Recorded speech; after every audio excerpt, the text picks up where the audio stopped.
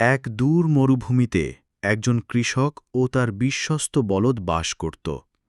পানি ছিল না, চারদিকে শুধু বালু আর খরা।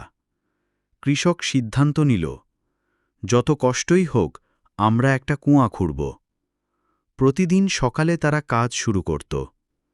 কৃষক মাটি খুঁড়ত আর বলদ মাটি টেনে বাইরে ফেলত।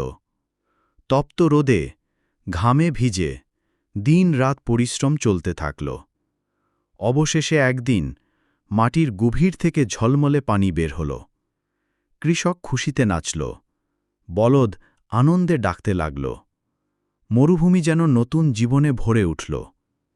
কিন্তু হঠাৎ এক বিকেলে প্রবল ঝড় উঠল। বাতাসে বালির ঢেউ এসে মুহূর্তেই কুয়াটা ঢেকে দিল। তাদের পরিশ্রমের সব স্বপ্ন মুছে গেল। কৃষক মাটিতে বসে কাঁদল, বলদও মাথা নিচু করে গুমড়ে উঠল। জীবনে কষ্ট করে যা অর্জন করি, সেটা রক্ষা করতেও ধৈর্য ও শক্তি দরকার।